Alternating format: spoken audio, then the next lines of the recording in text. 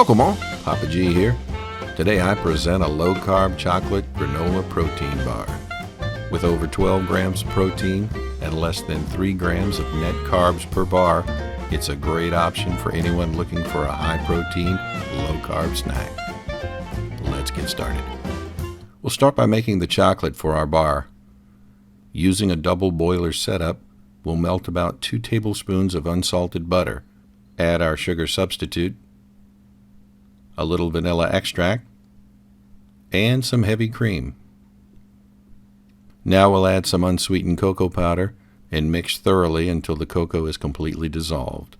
This should take about a minute or two. When the cocoa powder is dissolved, melt in 1 ounce of Baker's unsweetened chocolate and stir until melted and well combined. From here you have 2 options. You can use the chocolate now, or you can make this ahead of time like I did and freeze it for when you're ready. To freeze, just pour it out on some wax paper and place it in the freezer until you're ready for it. To make our granola protein bar, we'll be using some chopped pecans, slivered almonds, chopped peanuts, and some sunflower kernels. Place all the nuts together on a parchment-lined baking sheet and bake at 325 degrees for about 15 to 20 minutes or until they just begin to brown. While the nuts roast, we'll make our flavoring sauce. To a small sauce pot on medium heat, add some unsalted butter and about 2/3 cup of fiber yum. Give that a quick mix to combine, and now we'll add the flavoring.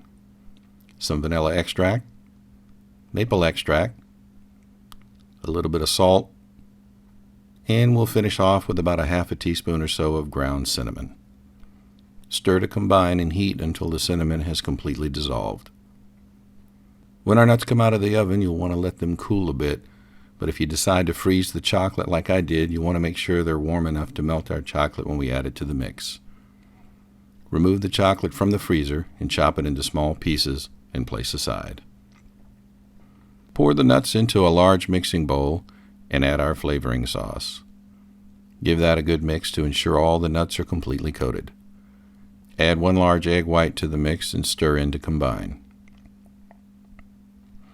Now we'll pour in our chocolate pieces or chocolate sauce depending on which way you decided to go, and mix that in thoroughly.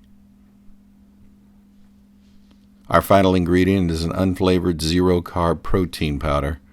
I'll leave a link in the description below on the one I used. Mix well, and now we're ready to bake.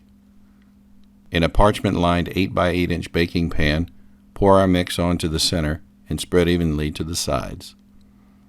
Bake in the center of a preheated 350-degree oven for about 25 minutes. When it's done, place it on a cooling rack and let cool completely. Cut into 12 even bars and enjoy. There you have it, folks, my low-carb chocolate granola protein bar, a sweet, high-protein, low-carb snack. I hope you enjoyed this video.